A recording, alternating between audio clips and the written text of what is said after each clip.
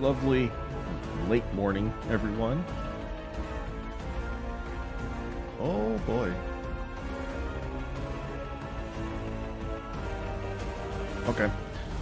It's just I haven't cleaned out the storage drive I use to record all these things in a flat minute. Okay, we're okay. We're okay. Just making sure I have enough disk space for this stream. It's been a little awkward, but we're good. I need to do all my technical maintenance. Haven't done that in a little bit. Alright, here we go. Don't mind me, I forgot to set up my little timer that I like to run. I'll be about a minute off, it's fine.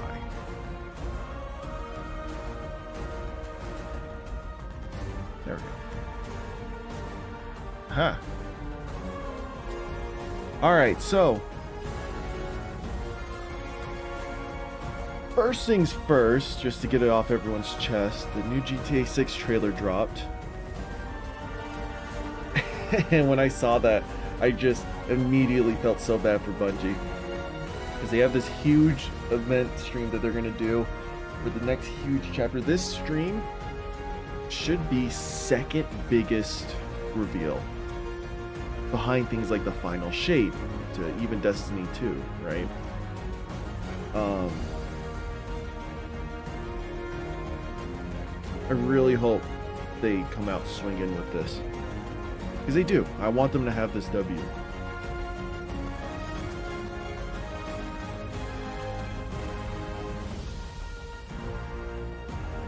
But yeah, the GTA 6 trailer dropped like an hour or two ago.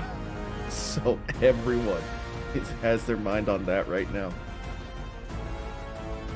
So I feel a little bad, but it's okay. The GTA 6 trailer, it looks phenomenal. My goodness.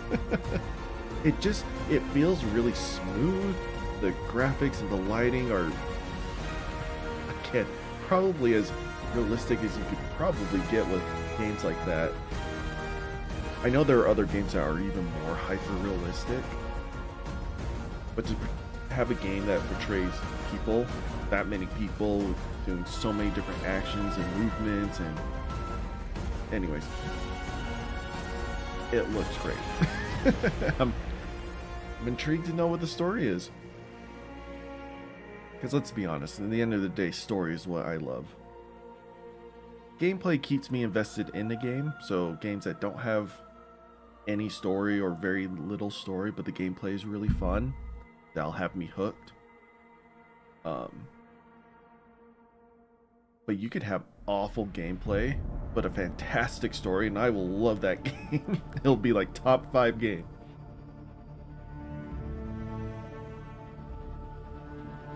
So that's one reason why I love Destiny. The story and lore is so good that I absolutely love it. So during all the highs and lows of gameplay and mechanics and all that stuff, I can make it through that. And when the story is a little slow, it's when I tend not to play the most. Anyways. Edge of Fate. So obviously this is to do with the 9. There's been a lot of speculation that we're going into the Kepler systems. Now, I want to make sure my astronomy here is correct, because I am not the most...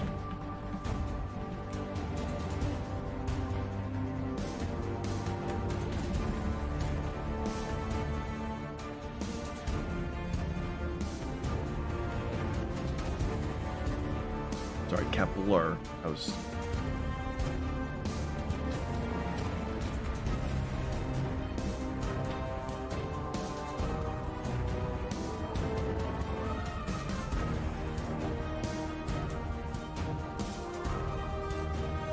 Oh, never mind.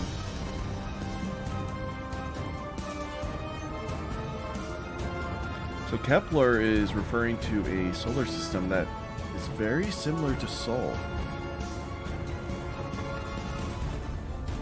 Nice. It's a 5-planet star system about 500 light years from Earth in the constellation Cygnus. The 5 planets in Kepler 186 orbit and M-Dwarf, a star that is half the size and mass of our Sun.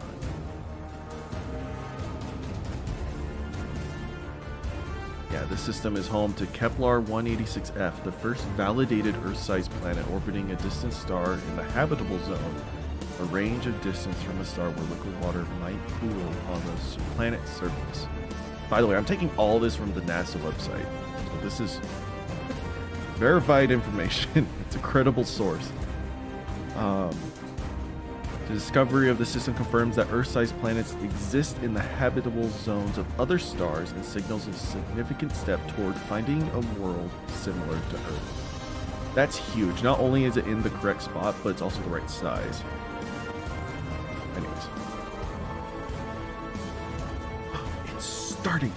So either we're going to the planetoids in our Neptunian section, which is all like the Plutos and stuff far in the outer reaches of our solar system's influence, or we're going to this new system.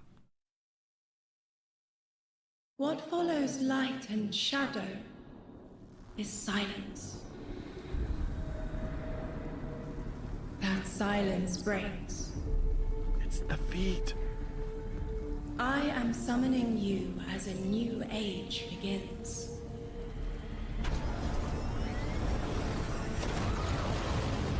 I see sapient life turn to each other.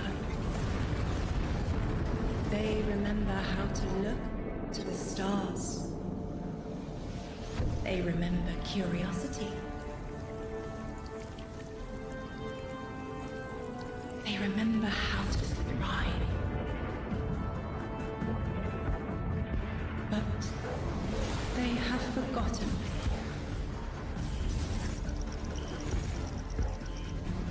They forgot we were here long before the Traveler.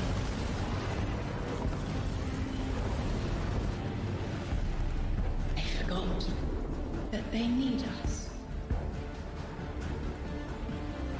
But they are fated to remember. I will remind them.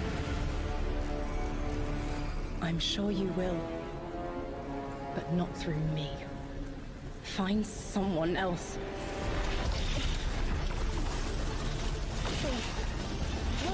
Oh.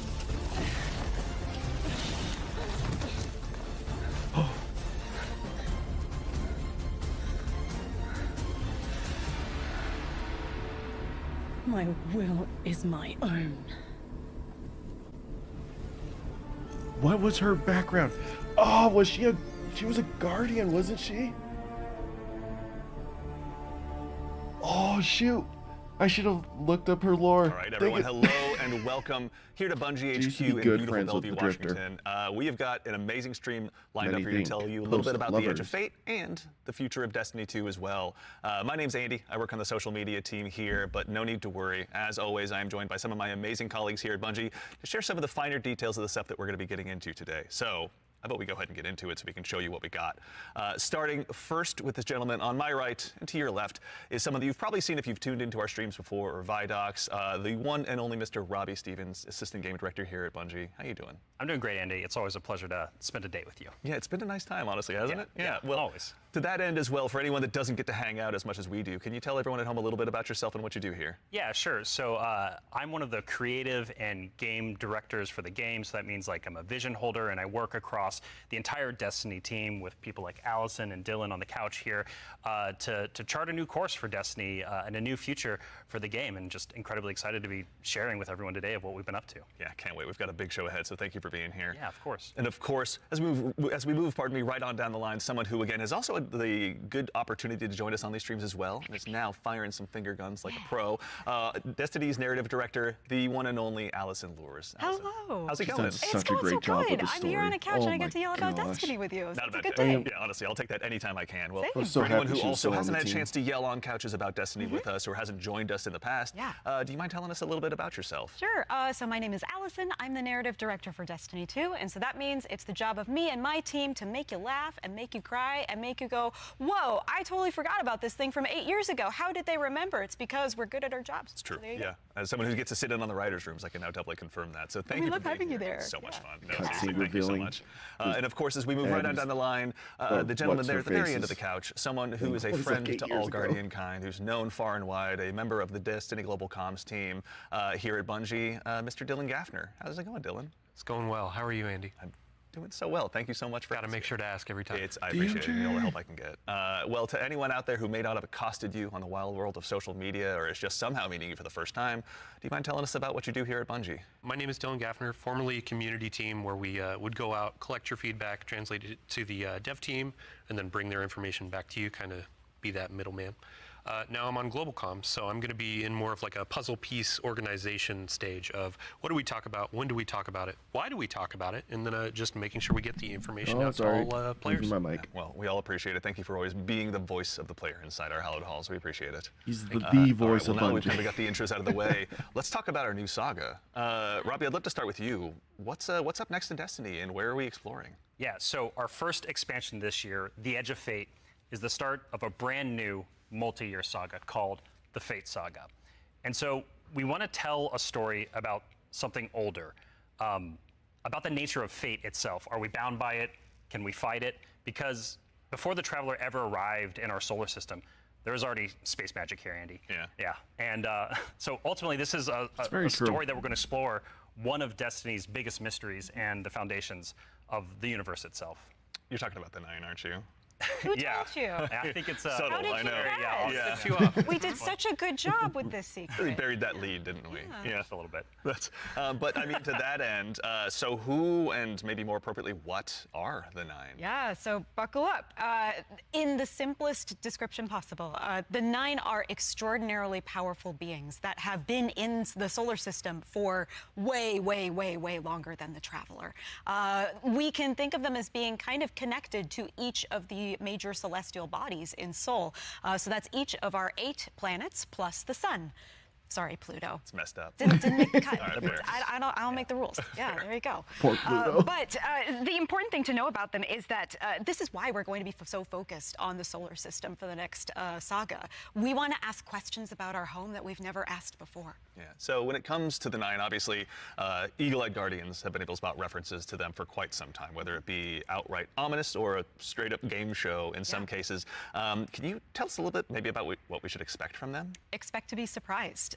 We're, like you said, the lore of the 9 really ranges from like Star Horse infinitely neighing to the 9 doing genuinely awful, awful things in our lore. And so the important thing to know about them is that the 9 are individuals. This isn't a collective. It's not like a hive mind. Each of them are kind of their own being, their own person in the loose definition of a they are person. not the They have different Awoken, wants like we and thought they would. desires. They can ally with different members and fight with different members too.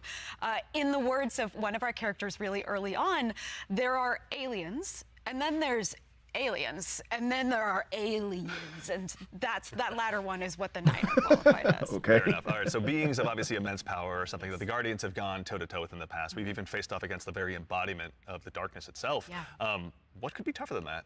Yeah, so this is something that we think about a lot about, because ultimately the 9 seek to free themselves at no matter the cost to humanity. And because they're extra dimensional in the ways that Allison are describing, they're not bound by the same rules that we are, that we've really experienced before in the game today. And so humanity and the Guardians, to many of them, are ultimately just bugs that can be squashed on, that they don't really care or think about beyond, achieving their ultimate goals. So. Yeah, I mean, like, for the last they should 10 have taken years, the audio Guardians off of have this. really just been making their own fate. Yeah. I mean, so the 9 is challenging that. How are we going to deal with it? Yeah, whether we like it or not, the 9 have a plan for us. And like you said, Guardians are really good at making their own fate and going out and deciding who they want to be. But what happens when them deciding to make our own fate is exactly what our fate is? Like, what if that was the plan all along? These are extra-dimensional beings. That means they perceive our reality in a very different way and can interact with it in a very different way. It's like they're a move ahead in chess. Weird. But you were mentioning, obviously the Fate Saga is one of the subjects of today. How long can we expect the Fate Saga to last? Yeah, so the Fate Saga is going to play out over several years, and ultimately we know where we're driving this car. We know where we're going with it. But the conclusion of the Edge of Fate itself is going to leave you with more questions than answers, and it's going to be the catalyst into this new multi-year saga. Because we really want to return Destiny to being a game about big questions, right?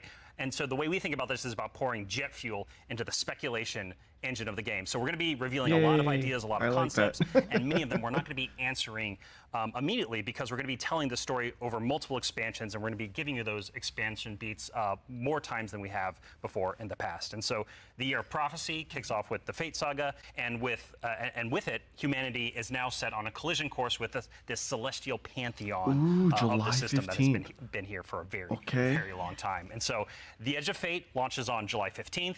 And then the second expansion of our Year of Prophecy is Renegade, which comes this winter. And then later in 2026, we've got Shattered Cycle and The Alchemist. It's a lot of stuff. Yeah. A lot of exciting beats. And so, again, the Edge of Fate is just the beginning of this long journey of this awesome vehicle we're all jumping into and driving together, and it's going to take us to some new places. That's exciting. So with regards to the Edge of Fate right here in front of us, you were also nice enough to bring the class something today. You've got some gameplay with you, right? Oh, yeah, we got some clips. Oh, yeah. Yeah, we should show those off. It's a doozy. Let's check it out. Like the present. Let's check it out. Gameplay reveal trailer. Boss. Was this Fortnite? Observe, connect, conceal. Guardian, I had a vision. Conform, comply, return. They just wanted to show us disasters. Observe, connect, conceal. I'm not human anymore. Return, conform, comply. No one else should know what this feels like. Gosh.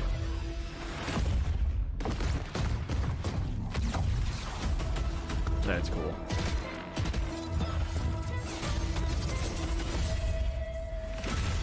Enough.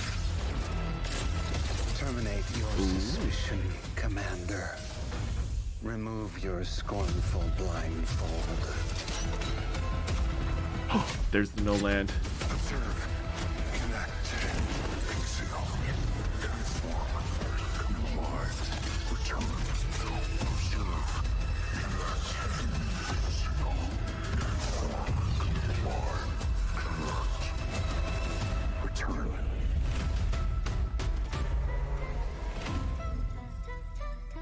Interesting. All right, that gives us an awful lot to go ahead and continue to dive into. And here to help us go ahead and explore a little bit more of it, everyone, you probably noticed we've been joined by someone new here on the couch. We are privileged to be joined by someone who's the originator of perhaps my favorite all-time Destiny emote, the one and only Dave Samuel, art director here at Bungie. Still waiting to Dave, get that going, emote. Man? It's going great. Thanks for having me. Absolutely. For anyone who maybe for some reason somehow doesn't have that emote in their collection or hasn't seen you in a past VOD, do you mind telling us a little bit about what you do here? I'm art director on Edge of Fate.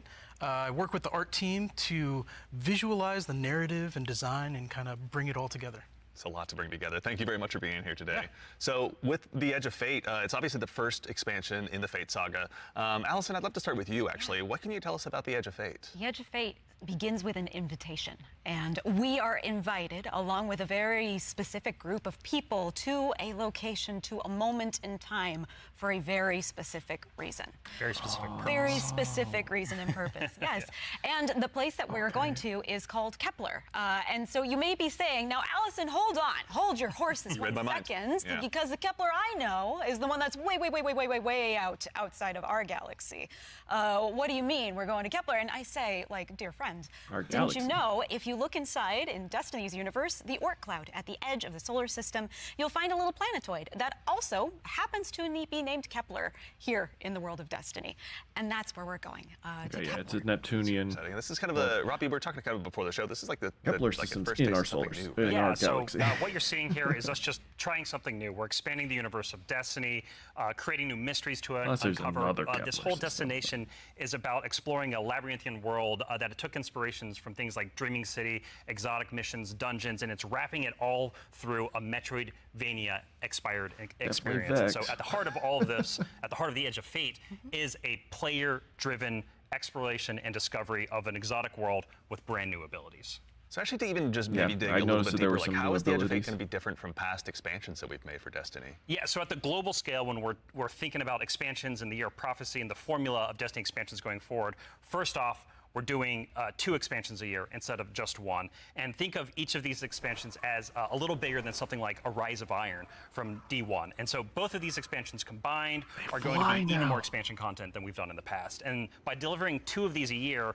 we're upping the pace of major world and story events that really matter to players and are going to be pushing the Fate saga forward. And so we're trying radical new things with each of these expansions. And so We have a alongside heavy this and new destination of special Kepler, bar? this exotic world that players will explore with Look at brand new abilities, we also have world tiers. And world tiers allow you to take on a higher like level it's of based off challenge of on the kills. destination in order to extract some of the best loot within the release. But what's cool about world tiers is as you play through the mainline story and you play through the first couple of world looks tiers, annoying. you're going to unlock later world tiers. And as you're claiming these abilities, as you're exploring the world more, as So you're this is discovering very more within the reminiscent release, to the you're putting Division these 2 puzzle pieces together and their and you're world figuring system out too. how to solve all the mysteries on Kepler with different ways. And so you might play a puzzle in one way, a mission in one way, and when you're in these higher world tiers in the post game, you can start to solve these problems in different ways that you couldn't before in That's the original cool. playthrough. I kind And of like so, that end-game alongside system. all of this, we're also going to have a ton of quest content that we're rethinking about how we use within the game. And so on Kepler, there's some non-linearity within the destination itself. And so with a lot of our side quest content that is related to the critical path, but you don't have to play it. It's there for you to explore. It's driven by your discovery of the world. You're out in the field, you discover something and you pick it up, and that's going to help you explore the characters in the world of Kepler more and go deeper on that story. And so, yeah, again, this is all about us just looking at the formulas that we've been building in Destiny over the last 10 years. And some of them are really strong, but they're due for some experimentation and some radical changes. And so that's what you're seeing here with the first taste of the Edge of Fate. Gosh, I want to know what that ability is. I love everything you just said. I was a little distracted by some of the gameplay we were showing, like exotic sniper rifle, I think I saw, kind of recognize that. Oh, yeah. Some enemies with a couple really cool twists, like, okay. Yeah. But then also there was a guardian that turned into like a lightning ball. Yeah. Yeah. So there's multiple new abilities that your players are going to be able to discover on Kepler that's going to make them navigate and look at the world in different ways. But the one you're talking about, Dylan, we see it as our premier ability, the crown jewel to release, and that's called Matter Spark. And Dave has joined us, and he's helps us take the vision of the narrative and the design and the art and smush it together in amazing experiences. And so I think Dave should talk to us more about Matter Spark. Please. Yeah. So there's this new source of energy on Kepler, this strange dark matter. So the Guardian binds itself to the dark matter using the arc powers within. You can think of the dark matter as like a medium, and the arc as this catalyst Look at that you, will you're like a little allow you to Sonic completely ball. change form. Transforming into Matter Spark lets you squeeze into tight areas, race around areas, jump over stuff, and it also allows you to turn into this basically electric rolling ball of death, jolting and shocking enemies that come across your path. So obviously, one big part movement, one big part combat, but I mean, even just in addition to that, to look a little bit, wider, like how did the Matter Gosh, Spark the ball kind of raid is influence going to the be world a that we're gonna pain in the inhabiting? butt with this. Yeah, the team really had to rethink what it means to build a destination with these abilities in mind. A simple hill becomes a ramp to get to a new space. A crack in the wall, it basically will reveal a whole new area to explore. It's also a new way to engage with enemies. Instead of taking a bunch of enemies head on, you can find a Matter Spark pad, transform, turn into this electric ball of death, and then just like start racing around the arena, dash over their heads, and flank from behind, and then, you know, really give the House of Exile on Kepler a bad day. As well we should. It's a good day for us as well. So what are some of the other Kepler abilities that we'll be able to unlock while we're out there as well? Yeah, so each of these Kepler abilities are a mix of dark matter and our Guardian's powers. So we have the Relocator Cannon, which is this new fallen dark matter tech mixed with void. This is going to allow you to bypass laser walls, use these cascading relay networks, and just basically teleport around the world. Another ability that we have is Mattermorph. This is dark matter mixed with strand, allows you to manipulate the environment. You'll be able to basically push and morph and move geometry to create bridges, open up doorways, and then also reveal secrets and new opportunities. Yeah, so what's really important about what Dave is describing, and when we were thinking about building this world, it was all about like, hey, here's this new tool to navigate and see the world in a different way and solve little puzzles and mysteries throughout the missions, the free roam, and the quest content, and beyond. But also what was really important to us is that we lean into Destiny's first-class ability gameplay. And so with Matterspark, like Dave is mentioning, you're jumping, you're dashing into enemies to destroy them. You're doing giant explosions with them. With the Relocator Cannon, you're just blowing everything up with void explosions and graviton lance style, like little secret projectiles. And then what's really fun about Mattermorph is you can just be like throwing these strange shurikens basically to just like delete an encounter before you then like start to morph the environment around you and move to the next area. And so it's just really exciting I'm incredibly excited about watching players just like solve puzzles and fight encounters in ways that like we don't even expect. Being able to manipulate our environment more is like, I really want to emphasize you're going to be upgrading these, and when you get into especially the post-game experience, it's going to unlock. There's something unlocks with Matterspark that really changes the way that you can play through the entire destination. Yeah. So when we're talking about dark matter. Yes. We have darkness abilities like Strand and Stasis already. Like, how is dark matter different? Yeah, so dark matter and darkness are two completely separate things. They're completely different things. Dark matter is a real thing. Dark matter does exist in our world. In the world of Destiny, we know it as being tightly connected to the Nine. It's what the Nine it's are a real actually thing in our made out world. of. In our world, dark matter is invisible. You can't really see it. And it wouldn't be very fun to make a destination where there's an invisible thing that you can't actually see. So lucky for us on Kepler, there's a bioluminescent microbe that allows us to see all of this substance that's impacted this world so much. It allows us to see how it's impacted gotta the love plant life, sci-fi how it's fantasy. impacted the behavior of the peoples that we're going to encounter. And we can see how it has been able to bring these things that are kind of unstuck in time into this current location. Time to get high on mushrooms, put on my chat, drifter hat for just a second. to see the dark matter. What does it smell like? What does it taste like? Yeah. Dark matter smells and tastes like bleach and Gosh, meth. that Yeah, it's true. Cannot wait to get that chip flavor. Yeah. Get it with a sandwich today after. It's zesty. Yeah, it's really good. Actually, so on the topic too of stuff in the like the trailer as flood well, in that we picture heard someone behind talking them. there. Can you tell us who that was? Sure, that was Lodi. Lodi is a new character that we're introducing in Apollo. Not in Apollo, we're introducing him in the Edge of Fate. Yeah. I want to give a special shout out to Brian Villalobos, who portrays Lodi and does a spectacular job. This character is fascinating.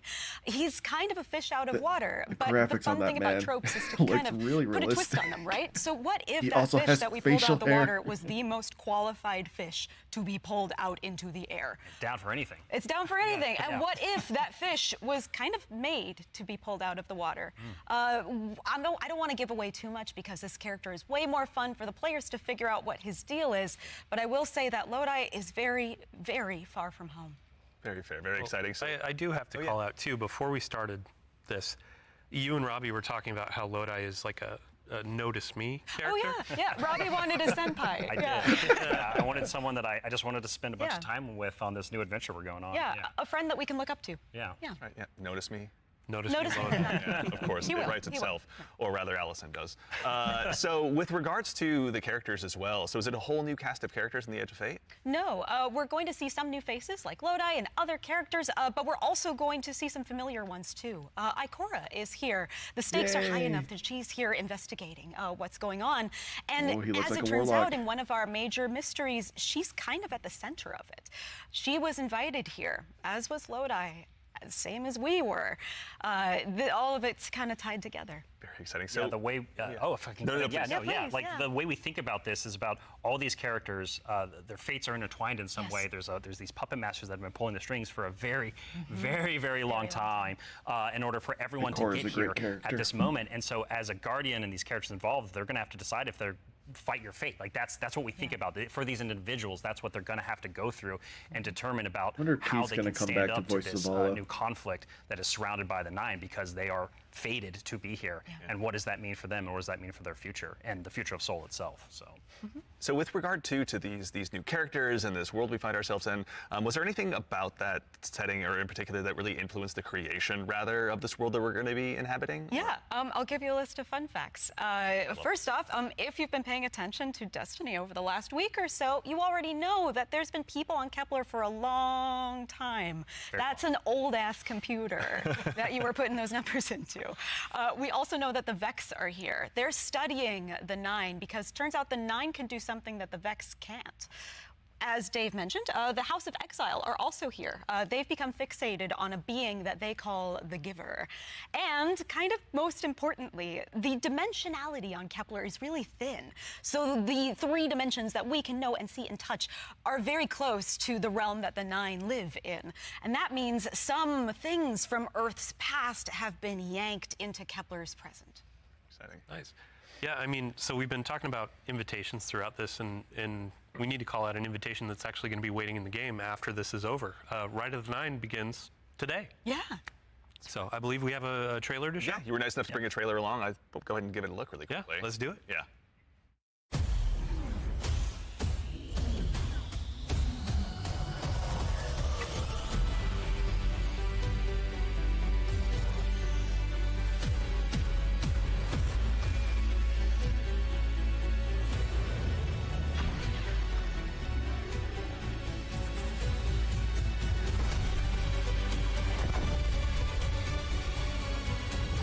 Gosh, we have to do an ultimatum, and it's going to be a pain in the butt. Oh boy.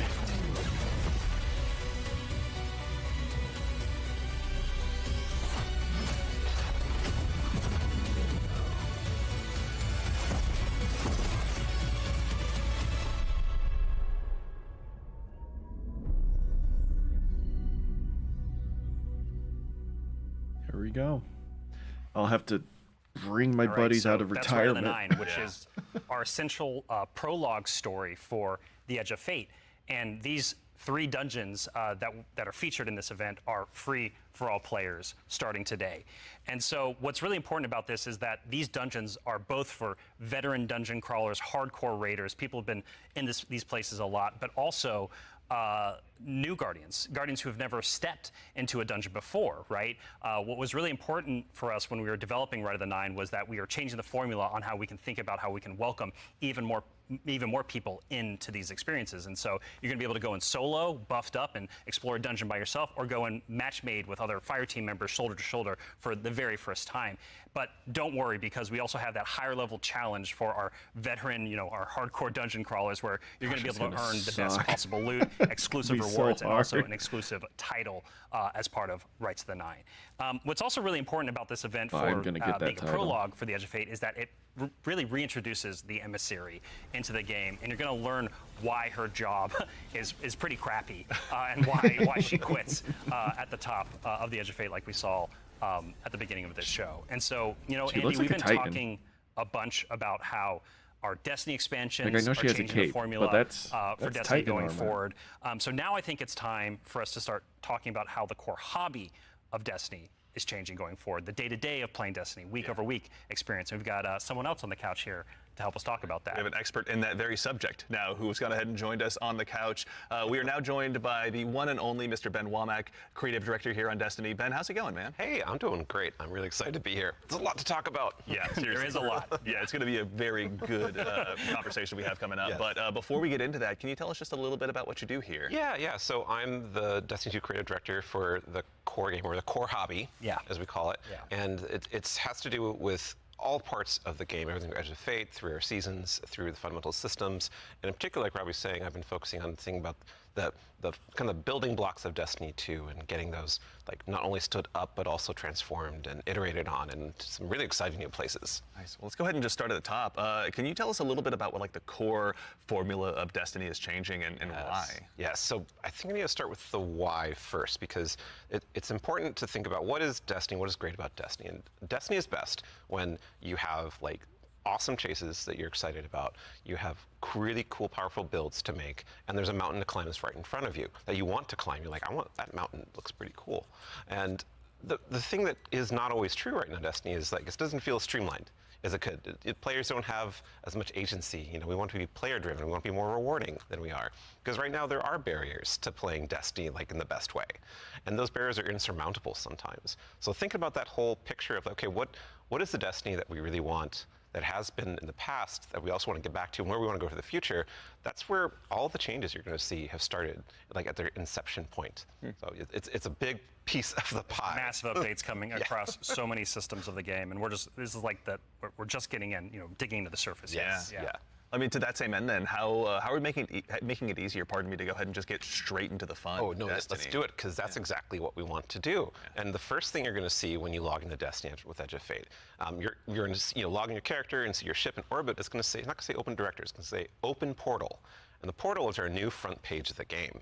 We're trying to like get you to the fun as fast as possible and as few clicks as we can. Like we even have Edge of Fate there in the corner, so that it's like right immediately there. No fumbling around with the map to get to it. Really. Also, this is no longer we're the also destinations. taking other big parts of the game, the ritual game, and for seasons, and putting them into these ops categories. So the idea is that we're having all these the different ops worlds for different moods. We're having solo ops. We have a bunch of fire team ops. We have pinnacle ops, and of course we have crucible ops. Still super important for the game. Yeah. I mean, to start up at the top, can you tell us a little bit more about what solo ops is? Oh, yeah. So solo ops is exactly what it says on the tin. It is a bunch of activities that are made for solo players.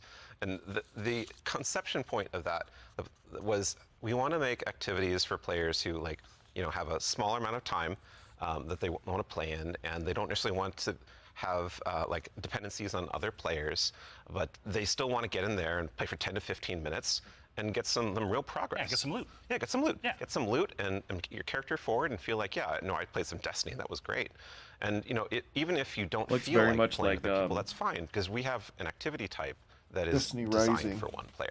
How they So, I mean, to that formatted same it. end, what are some other ways that we can play and have fun using Portal as well? Yeah, so Robbie actually has a great way of talking about this.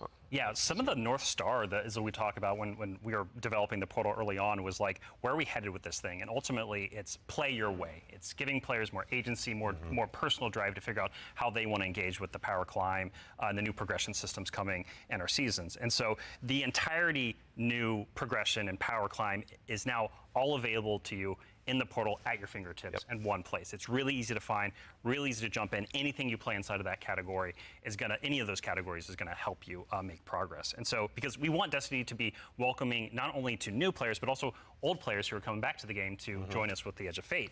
And we also want this to be like a new even playing field for everyone.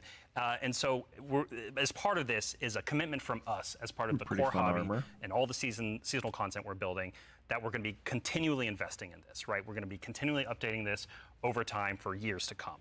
And so, you're asking me directly, like, what else is there to do? Yeah. Ben mentioned solo ops. We also have the fire team ops and pinnacle ops. Both these are more around playing with other fire team members, shoulder to shoulder, where fire team ops are more quicker sessions. There are some longer form things in it too, but then pinnacle ops are more about those really long form or more challenging kind of focused activities like exotic missions, for instance. And so, and then the one thing we haven't talked about yet very deeply, but is incredibly important, and it's something that I think we've done for the first time ever, or maybe since early D1. It's kind of a return to form. Yeah. You're going to be able to experience the entirety of the power climb within Crucible Ops by playing PvP, right? So this means like, if you want to be sweaty, Andy, which like I know you, Dylan, too. I know you're that way, right? Like I know both of y'all. Like if you want to put those sweatbands on, you're going to be able to play the entire experience in the season here and earn some of the highest tier loot that's also available in the game. I have to say, this is like super exciting because like my player type or other folks out in the community, like they want to go in, they want to jam on PvP, but then their friends invite them to do a dungeon or a higher tier activity, and they're like, oh wait, I need to grind a long time to get up to power. Now through PvP, they can get up to power, and you can just bring them into that PvE experience and have a fun time with each other. Yeah. So. That's honestly how I primarily played D1, so I'm really looking forward to that. So it sounds like the core, obviously, of what you guys are talking about, play the way you want to play. It's about the center of all of it. What if I really want to challenge myself, That's really push good. myself? Oh yeah, That's important to us. Yeah. So, That's important to us. well, death, but also success. Yes, and that's true. from it, That's right? true. Yeah. Yeah, and so we really want to give agency. That's one of the things. Player driven towards loot and challenge. And so we have a really hugely expanded activity customization system. We have a lot more difficulty levels, and we have a ton of new modifiers. We have 50 new modifiers along with all the old modifiers that we've released in the past that are going to make this big curated web of options for you to experience any of the PvE content in the curator.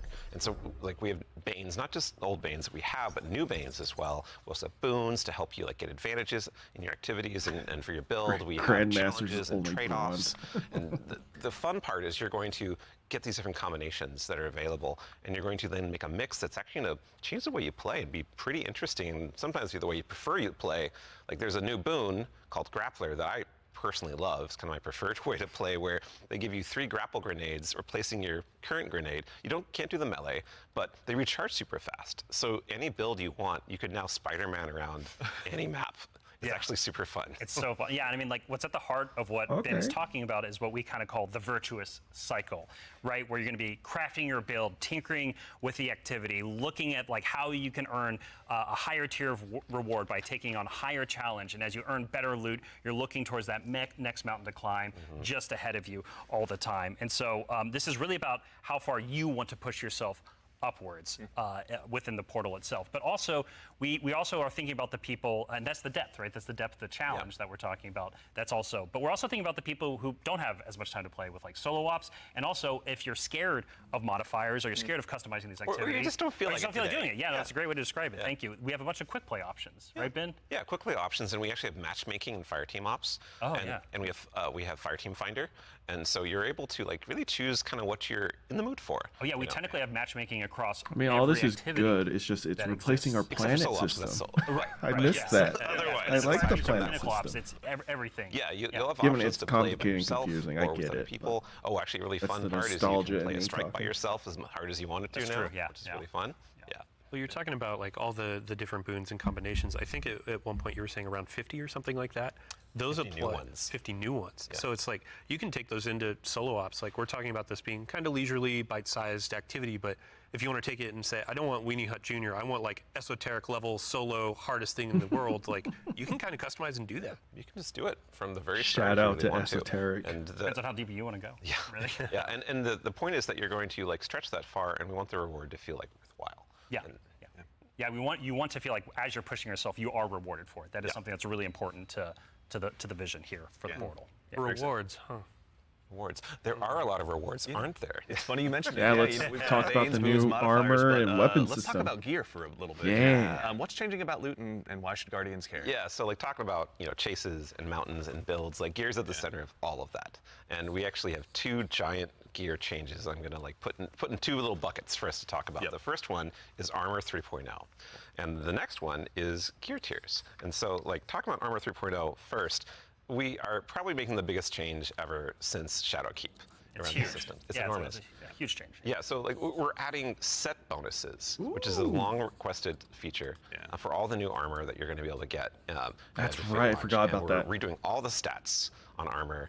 They can now like exceed 100. Go beyond 100. Go beyond 100 for extra bonuses. Yep. We're going to, every single piece of new legendary armor that drops is going to have all the energy filled in, so you can build crafting right away.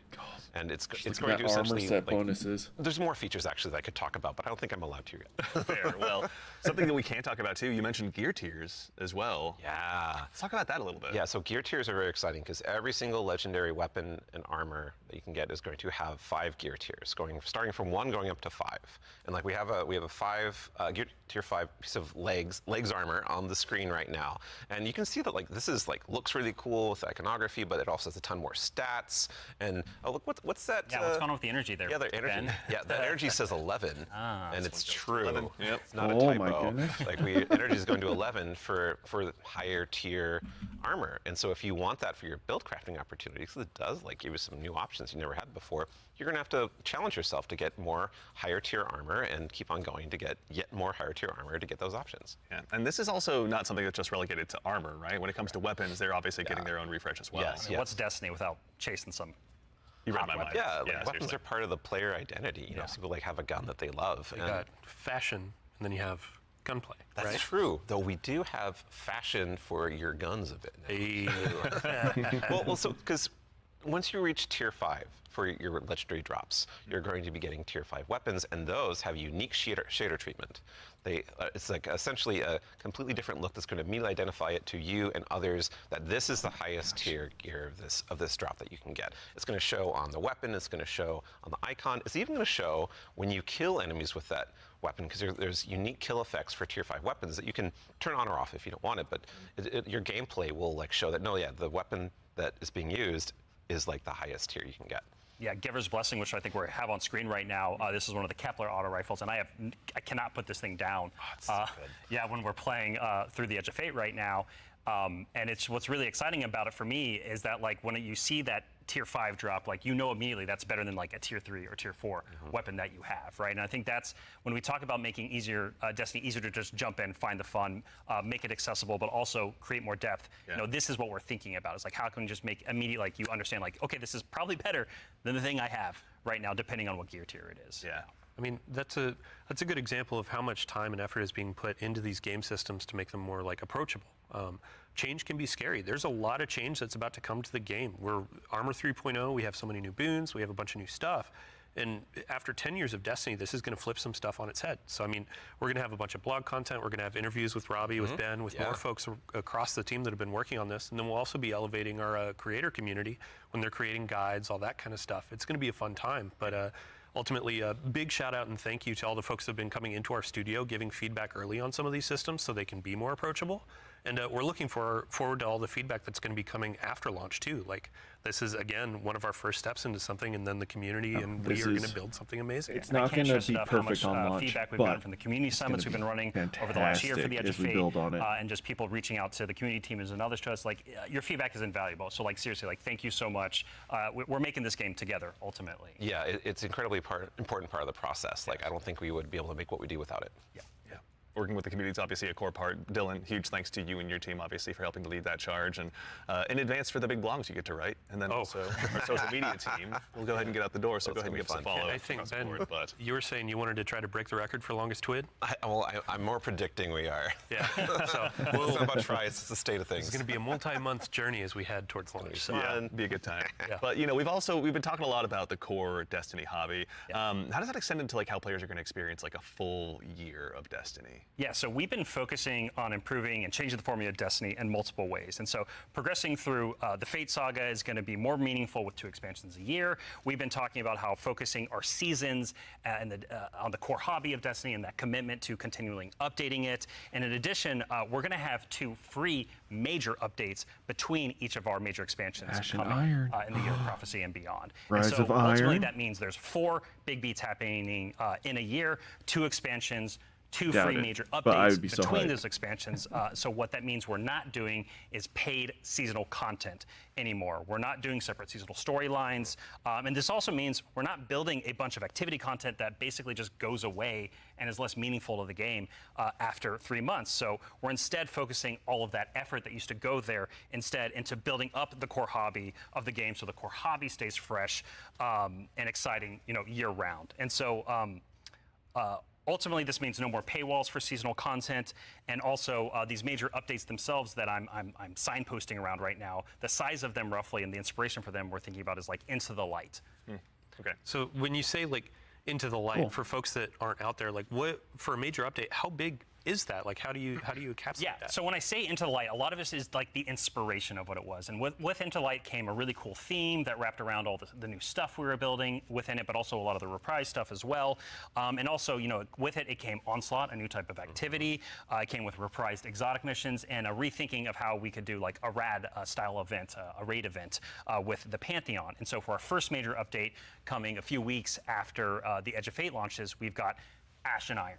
Right? And so with Ash and Iron, we're going to be returning to the Plaguelands. Returning to the Plaguelands. It's going to have this, baby. And so going back that story is going to pick up from where we left off from the Edge of Fate, and with it, we're going to have a new activity called Reclaim, a brand new exotic mission, new types of pinnacle ops entering that for the first time, as well as, of course, what's Destiny without loot to chase? We've got new gear, new rewards, and 2 new exotic weapons as part of Ash and Iron as well. And again, this major update and the season, all the seasonal content going forward is free for all players. All the activity content that exists in the portal, that's free to play.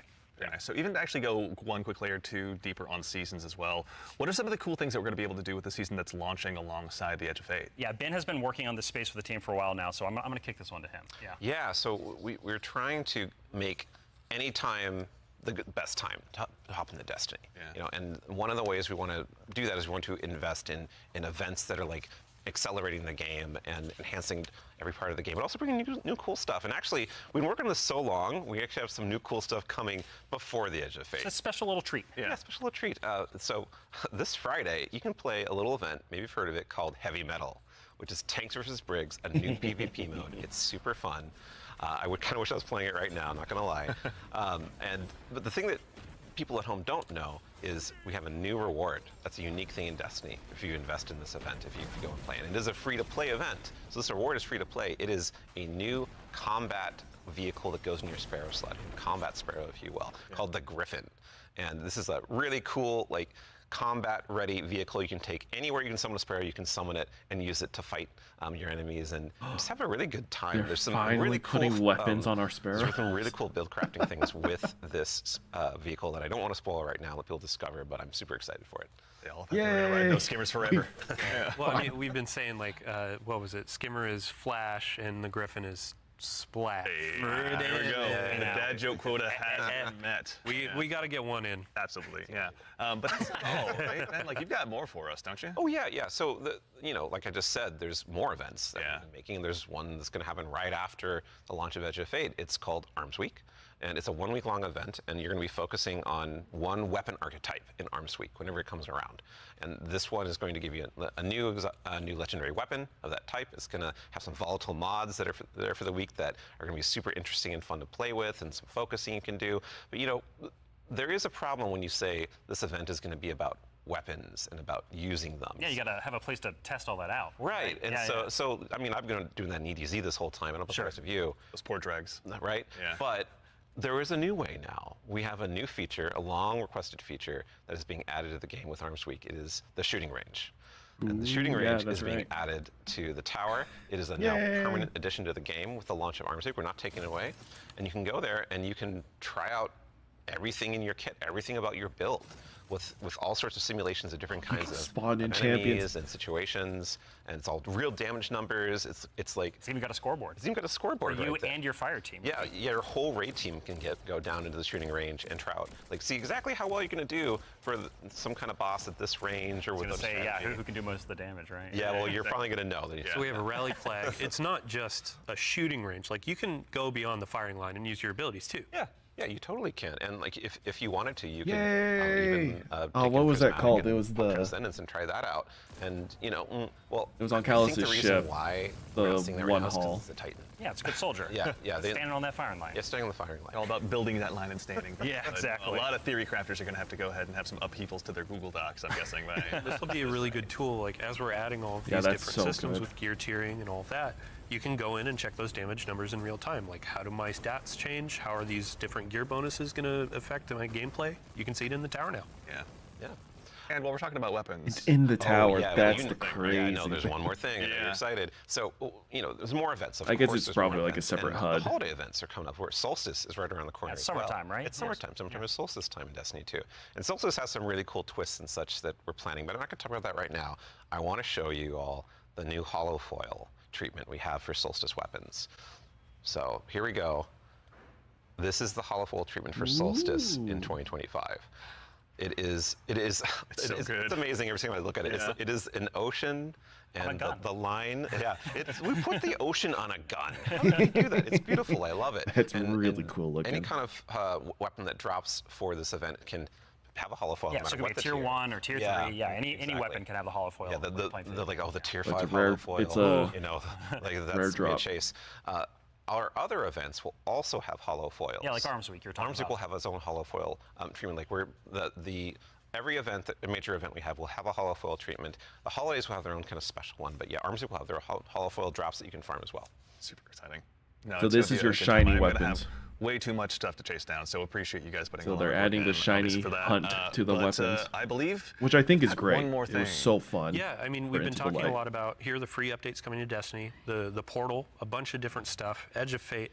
But we also have another expansion, and we need Allison back on the couch to talk about it. Yeah, Allison. She's the best one to talk to. Yeah, we've got something very exciting. And so once again, Allison, thank you for taking the time to join us today. We appreciate it. Of course. I'm so excited to be the one more thing. Yeah, it's a tradition around here. So we're glad that you could obviously go ahead and lead us into this one. But, as Dylan mentioned, we've talked about the Edge of Fate, but this is the first year we're going to be doing 2 expansions over the course of a year.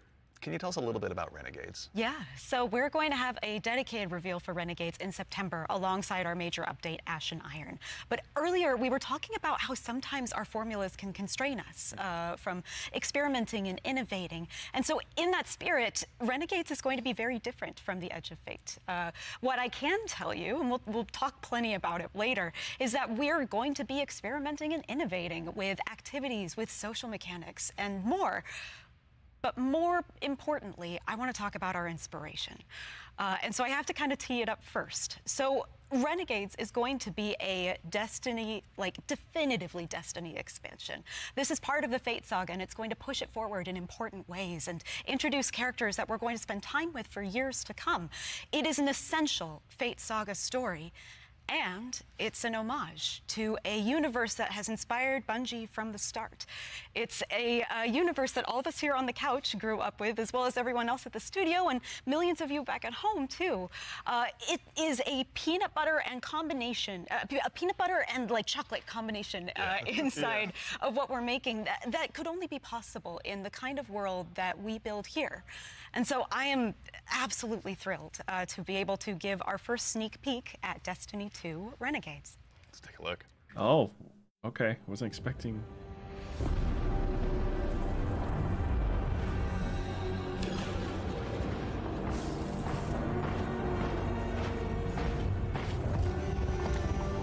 Oh my gosh, is it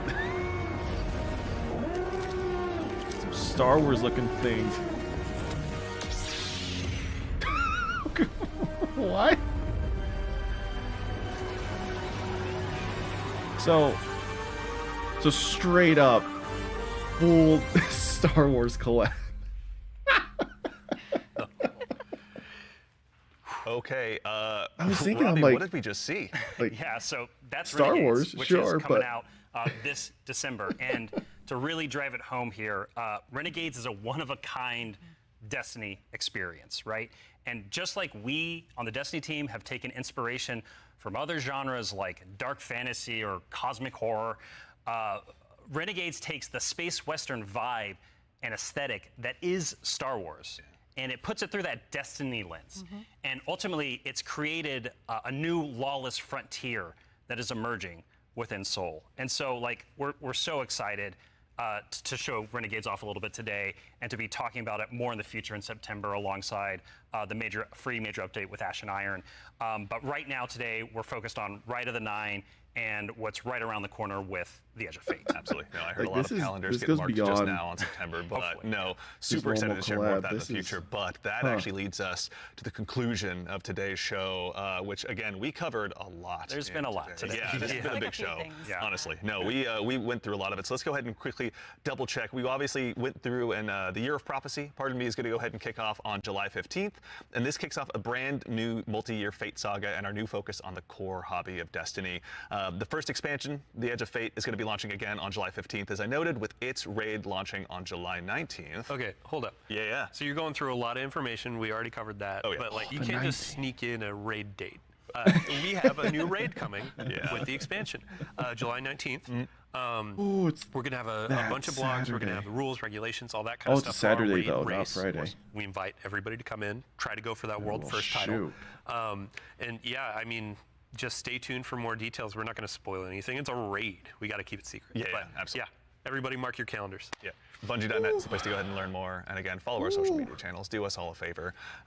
So in addition to that, again, as we noted, Ash and Iron, our first free major update, will be launching on September 9th. Renegades, very exciting, will be launching in December.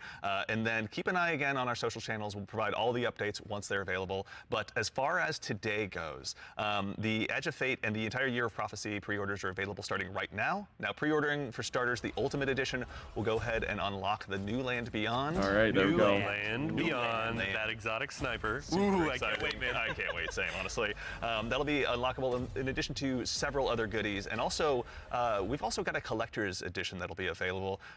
You can see here on screen it will be coming with a you can't just drop the Star Wars armor like including that. this cool statue that you may have noticed here that's been sitting with us on stage.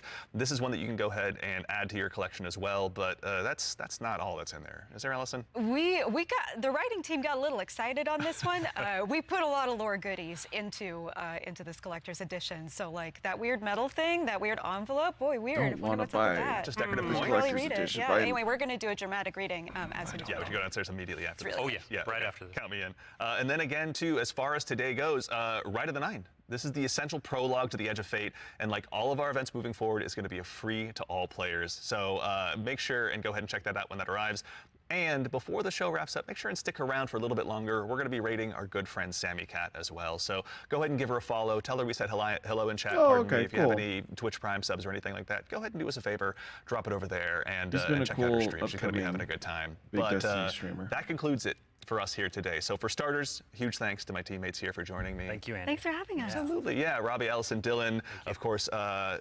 There we go. We got Ben and, of course, Mr. Dave Samuel. Thank you all so much for being here today. And then, of course, to the crew that puts all this on.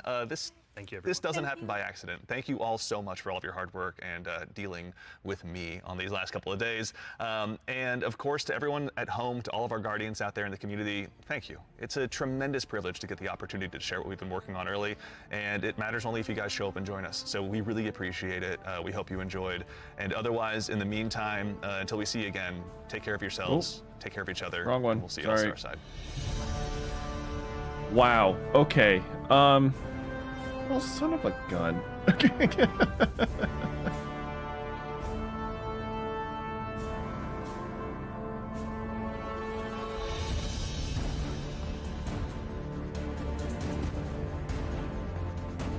Oh, that's funny.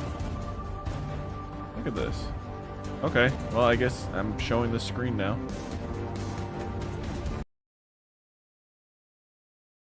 We'll just close that. That's weird. I didn't think the window would pop up. So, this is released. The website page for this. Pre-orders now. I'm actually curious, how much do you cost?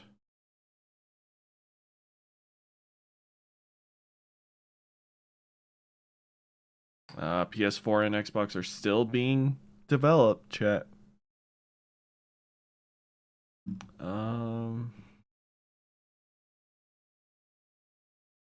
So the standard edition, you get the campaign, the raid, rewards pass, and that stuff. Year of Prophecy, which is probably what I'll get, because this comes with, you know, the entire year of stuff. But then the Ultimate Edition, oh gosh, really? They blocked that behind the Ultimate Edition? Of course they did. Of course they did.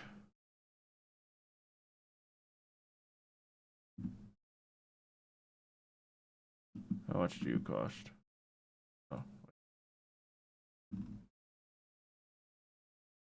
Oh, and here's the collector's edition. I would love to get all the lore stuff from it. That was so much fun and so cool to do for the final shape. I still have that. Probably one of my most prized pieces of merch, or, you know, of that similar vein that I've gotten. Probably won't get it for this. I've never gotten collector's editions before. Final Shape was the first and probably the only one I'll ever get. All the lore that comes with it. I'll just wait for Bife to read them all out. Okay.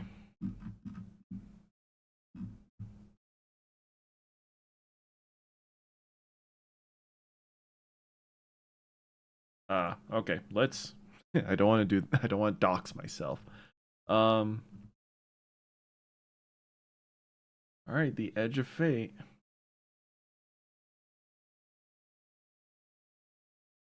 Something has manipulated time to get our attention. Guardians will travel into the deep hidden corners of Soul, responding to a call that will shake their perceptions of reality. By the way, notice how there's no sun? Even not so Neomuna on Neptune, we didn't have a sun because obviously we're living under a gas cloud.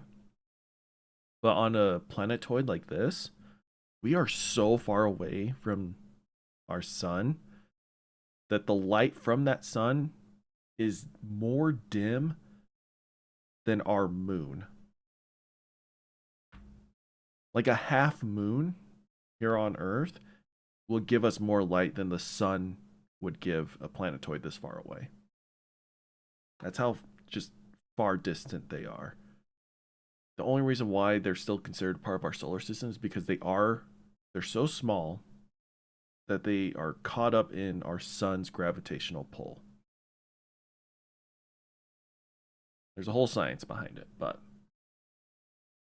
it's cool like how they'll experiment with all the light and stuff for this place.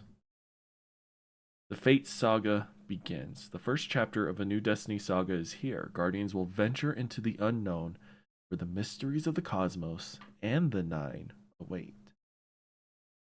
At the edge of Sol, follow the call to Kepler, a planetoid shrouded by dark matter and plagued by a singularity. Interesting. Okay.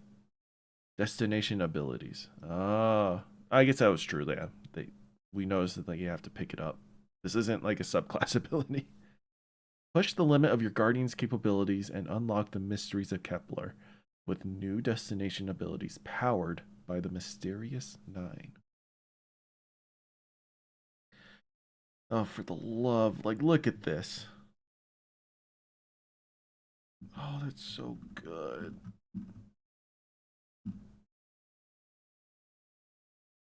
These things. Bungie's really been exploring the flying enemies. I'm all for it. We're a very vertical gameplay. Like our Guardian has a lot of verticality. Only makes sense to start giving our enemies that too. Pain in the butt to deal with, but look at those. Oh my goodness.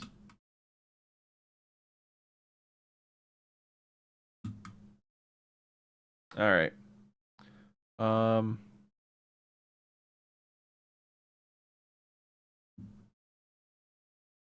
Okay, yeah. You just stay there. I'm gonna figure out what all this looks like. I just don't want to dox myself.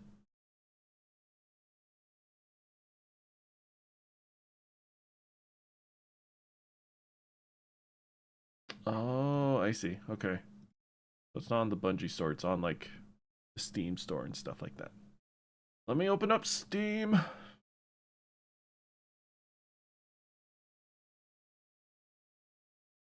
If it's more than $100, I'm gonna be a little upset. Because that's how much the previous stuff has cost. But Destiny's updating. It should be.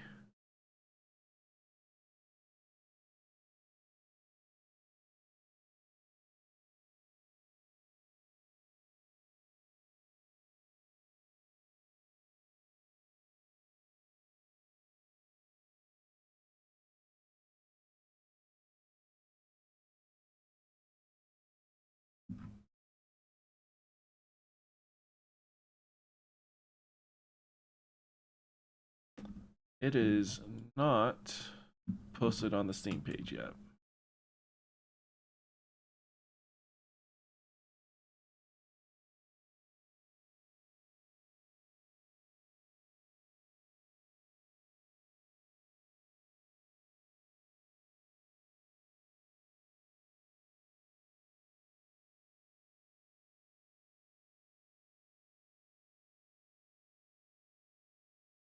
Okay. It's not available for purchase yet. So we don't know what the price is. Or maybe if I sign into Bungie.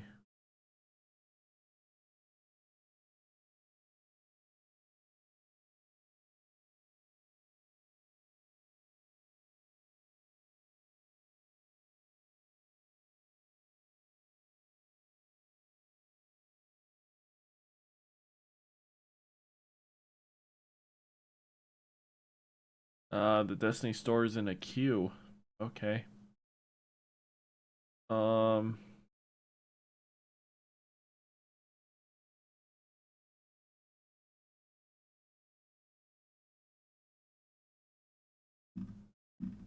I just want to know how much this is gonna cost me.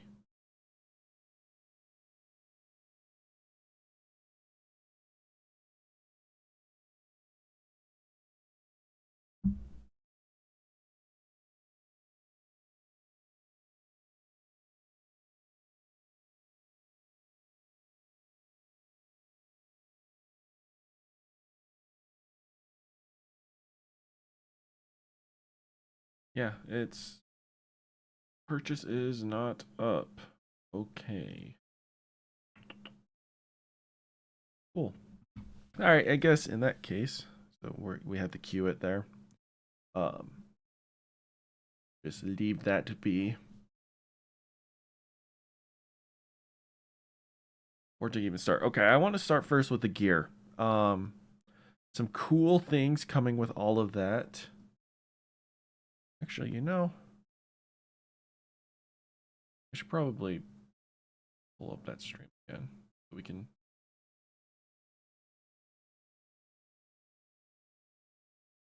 Get it.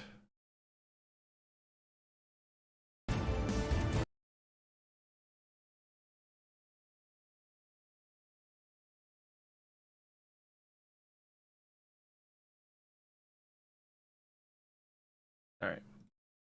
So where was it?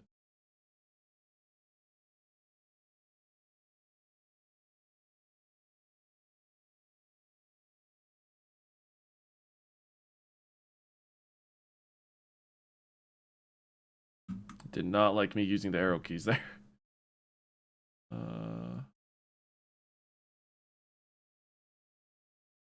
So that's them talking about the activities.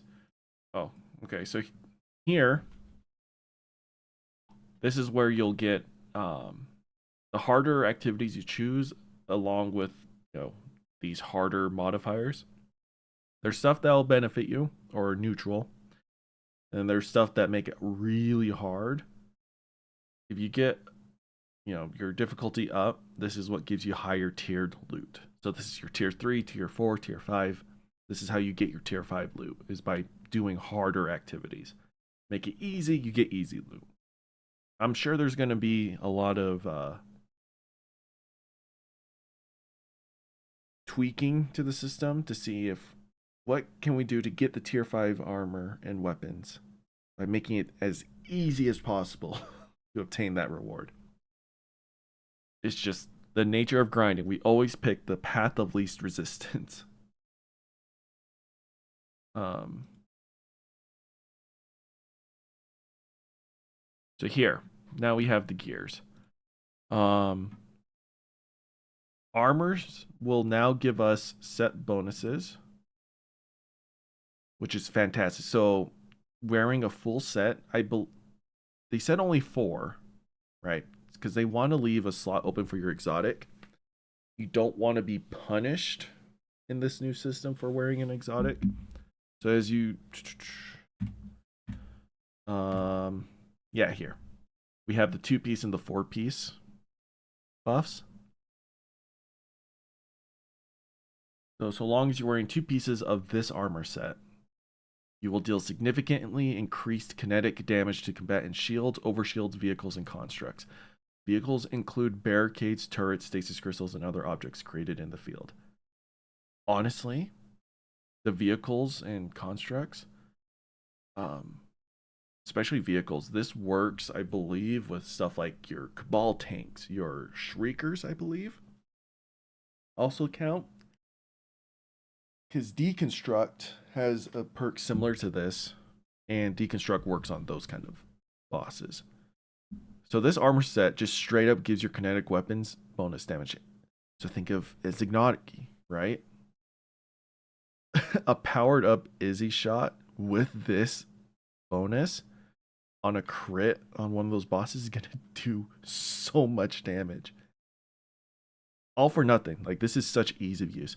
But this incentivizes you to go get good armor of the new armor sets. Whereas nowadays, I don't care. I don't think I've grinded for new armor in years. Yeah, literal years. I think the last time I grinded for armor was the Kydal checkpoint for, what's that dungeon called? Duality. Is that the dungeon's name? I forget. We farmed that to get artifice armor.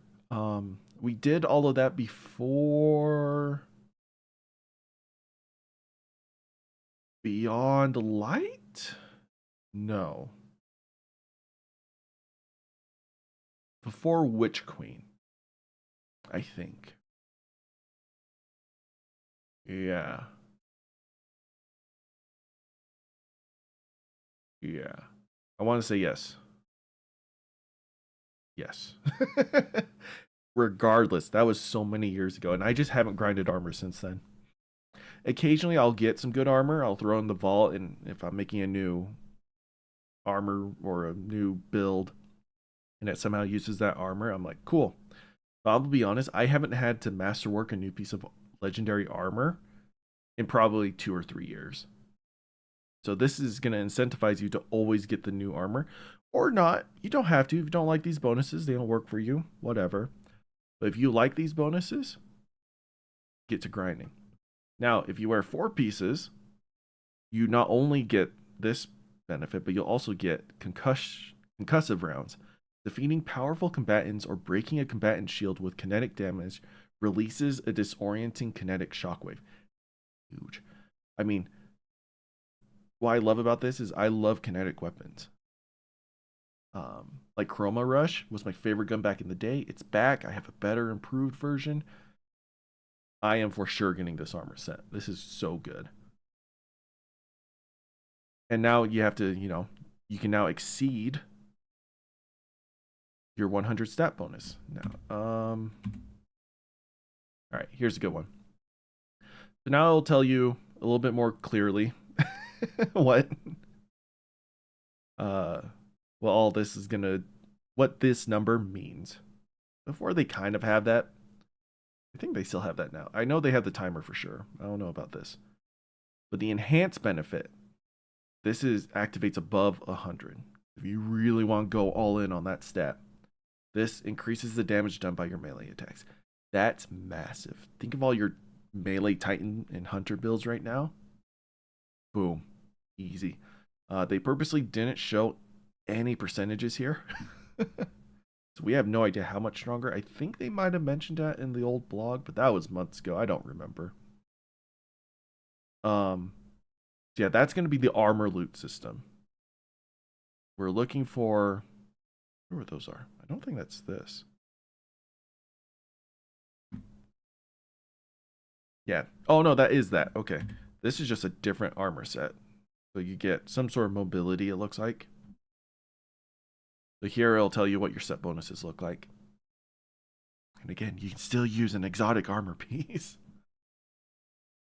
And then I'm assuming higher tier armor gives you more stat bonuses, because I don't know what the max is. Right now in Destiny, you can comfortably get triple 100 stats.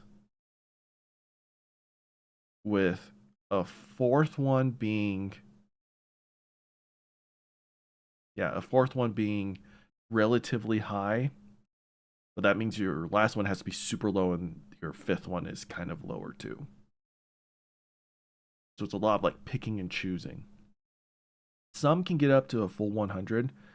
That just relies on certain exotic boosts that gives you, a lot of subclass boosts that gives you. But people have gotten up to 4, I think even 5 100 stats. But those are incredibly niche circumstances. So this new armor system, we're really going to have to push the numbers. Because I'm sure we'll be able to have more points to divvy up.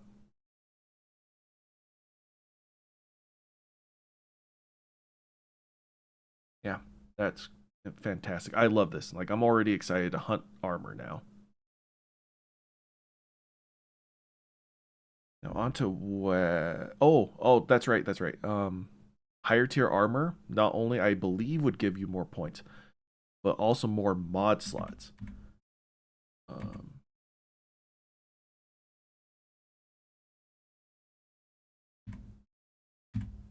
Here we go. This is a tier 4 armor piece. Oh no, that's 5. That's 5. So tier 5 armor piece. Oh, get an extra armor mod slot. That's massive. Think about it. Before, if you had this spread, you couldn't have this guy. That 2 energy mod, boom, you'd be at 9 out of 10 because you wanted to have these 3. You'd have to replace that with like a 1 mod thing. It's like one of the orb mods, I believe. But you couldn't have the holster mod. Having 1 extra energy opens up so many possibilities. You don't know how many times I have to like finagle my 4 armor resilience mod somewhere else just so I could try to squeeze in that 1 extra energy so I can have the mod I want on a certain piece. That's incentive enough too. Like, this is game changing. This is just as big as Artifice armor. Imagine Artifice armor with this. Oh, so good. Let's see. Actually, to read these. After a final blow with any rocket or grenade launcher, sprint for a short time to gain speed booster. Okay.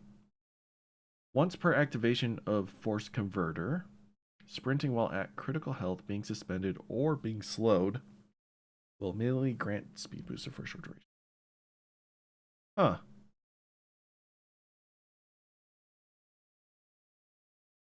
That is incredibly niche. I probably wouldn't go out of my way to make a good set of this. The other set, yes. Oh. So this Elixir is probably from the House of Winter. That's their quote. That's cool. There's lore there. Obviously can't read it. Anyways, yeah, I think the Armor 3.0 system with the tier stuff is going to benefit this the most. Next is weapons. I was unsure.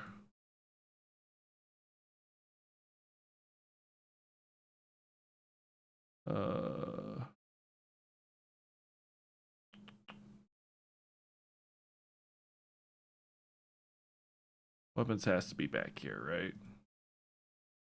Or not.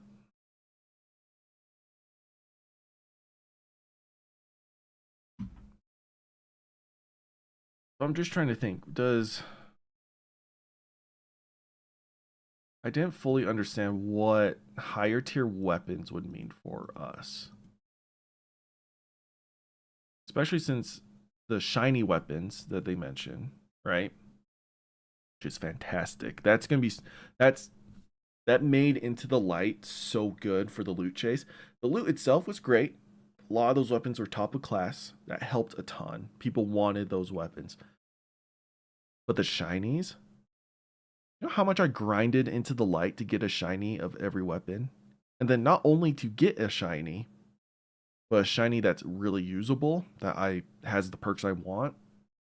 I grinded so hard for so long to get those.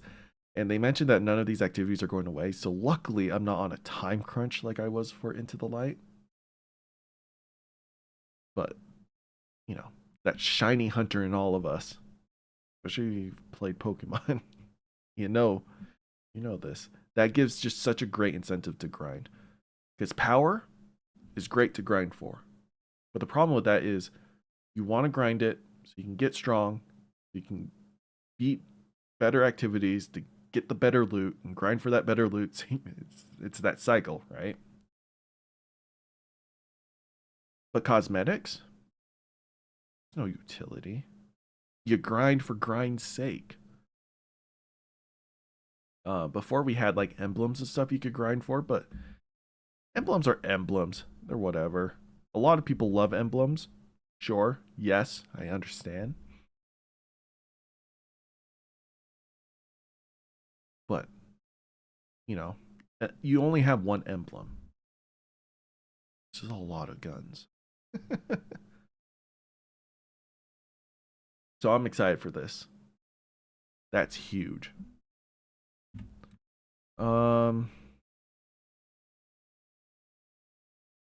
Okay, well that's the Star Wars stuff. We will get back to that. Did they talk about weapons before armor?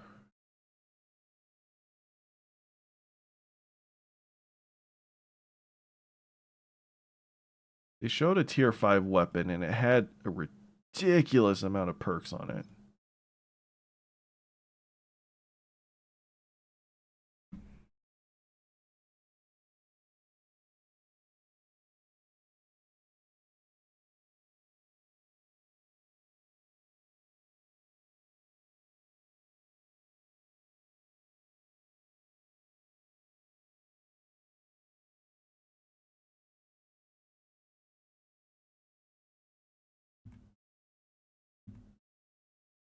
Here we go. Yeah, it was they showed it very briefly. So tier 5, they said has more damage and is always better than their lower tier counterpart. So if you get a tier 4, even though you really love your tier 3, that tier 4 is almost always going to be better. I don't know. Oh, the origin trait is boosted too. I forgot about that. So maybe that only happens if you have tier 5. Tier 5 probably gives you the 3 perks too. I'm just trying to figure out what makes this gun better than the lower tiers. Oh, no, never mind. Duh, these are enhanced. These weren't, you couldn't enhance these before.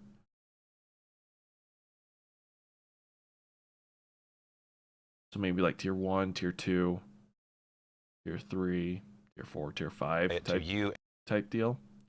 They didn't really explain it, but okay. Good to see that picture again. But yeah, that gives incentive to get better guns, right?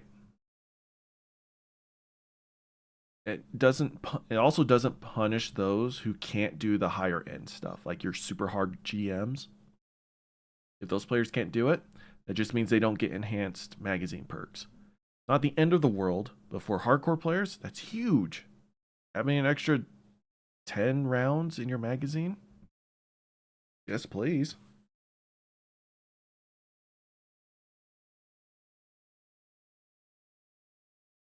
Yeah, that's cool. I am excited for all that. Oh, and then the Star Wars thing. So we had a Star Wars collab. I didn't buy any of the sets. I didn't want to spend the money because it's like $20 per set, and that's ridiculous. If anything, I would maybe buy the Stormtrooper set for the Titan, even though I don't play Titan. I just think that set looks the coolest. But seeing the sets, like, what was it? Darth Vader, General Grievous. Where was it? Yeah, Kylo Ren, Darth Vader, and General Grievous. Grievous is a hunter. That's funny. Yeah, that's worth the money. Are you kidding me?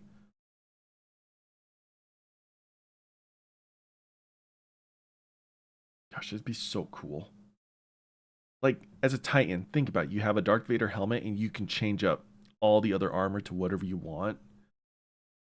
Or you could have his chest piece and your own helmet. It's like, I'm thinking of it not as a collective set, but as I now have access to this piece of fashion that I can now use however I want.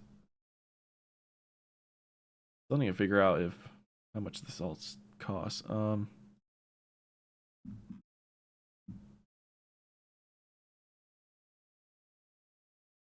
Let me reload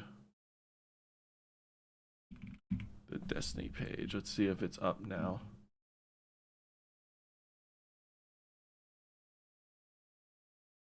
Nope.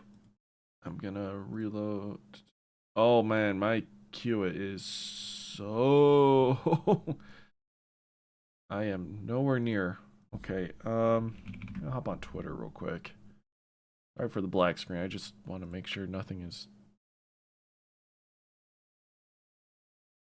No.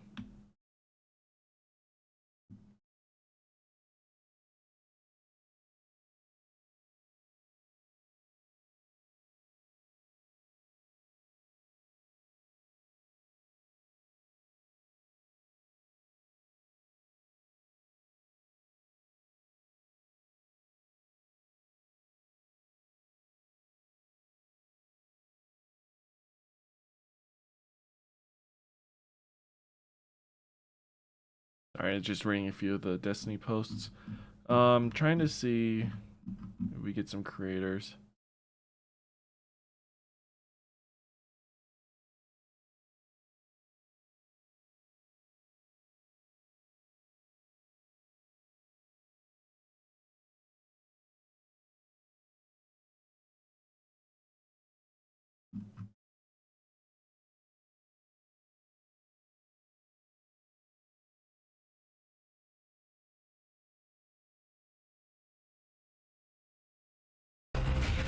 Oh, okay.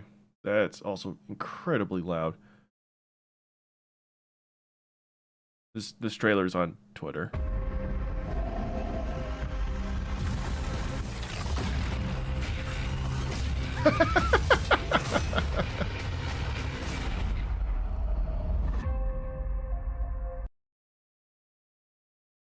Crazy. That's fun.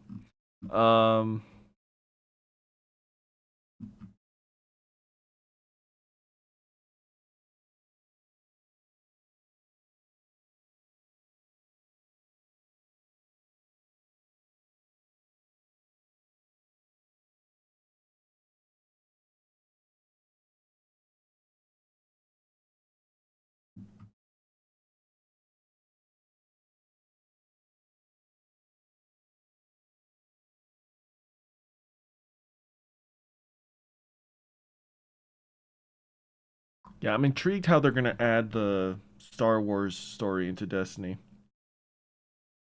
I'm going to trust that they make it work really fine.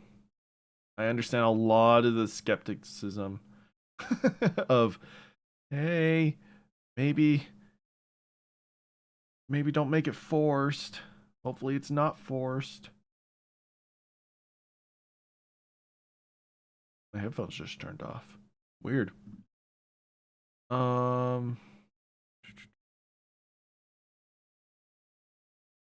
Yeah.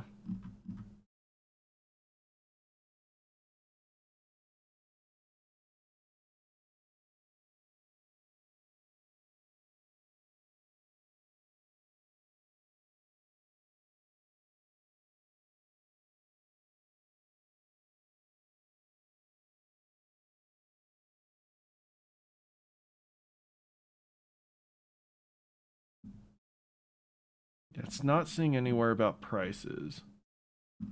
Show.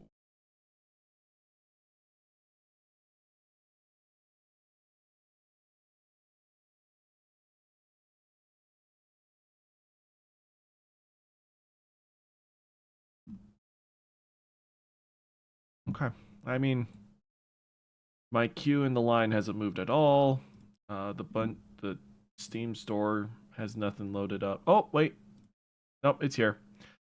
Ultimate Edition's $100. Sweet. Same price as before. Cool. It's loaded. We're good.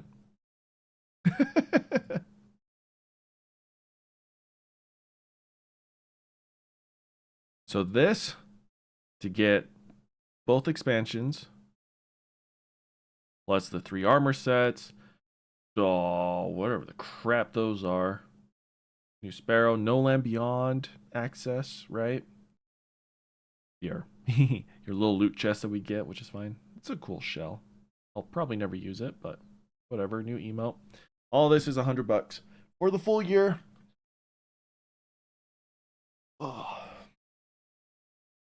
Hold up, where's my calculator?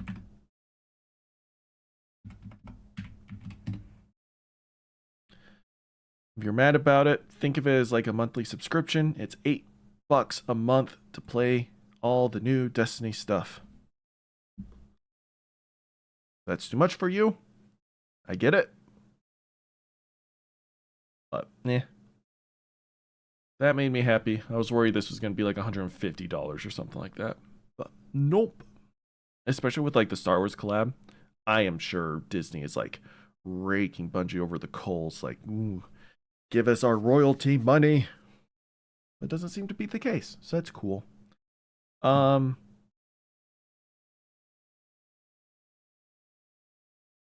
Yeah. I think that's it. I don't have much more to say. I am excited for all of this. I probably won't focus too hard on weapon and armor grind. I definitely want the armor sets just for the transmog. Have it in my collections. I can now aesthetically have the armor whenever I want. But we don't have to worry about getting better gear because it's all going to be obsolete essentially when the expansion comes. In terms of weapons, I'll probably only get the weapons that are best in class if we find them. I'm not too keened up on the new aesthetic of the dungeon rolls that are coming with the Rite of the Nine stuff, which is fine. I mean, it's not for everyone, and if you love it, awesome. But me personally, I won't worry myself too much about it. I want the title though. I will be dragging my clanmates out of retirement to get this title. But overall, fantastic reveal stream. I am excited. Yeah, it'll be good. Multi-year, so we don't have to worry about getting answers. They said we'll have more questions than answers. It's being very real with that up front, which I love. Let the speculation begin. That's what I love about lore. Speculating. I missed that. I did that all the time in D1 up until about Witch Queen. At the end of Witch Queen, really, like, all speculation is now gone. We now know almost everything. There's a little bit more speculation into Lightfall, but that was about it. Final Shape was pure. This is the end. There's no more questions. We're just here to defeat the Witness. Which again is fantastic. You can't just have a story that goes on forever with speculation. You need to solve the answers. Especially if they pertain to your main story. But this feels like a breath of fresh air. We're back into the mysteries of the Destiny world. Hopefully you enjoy it. I will probably be watching that a few more times, especially some of the trailers, on my own in the coming weeks. I'm glad I was able to sit through this with y'all.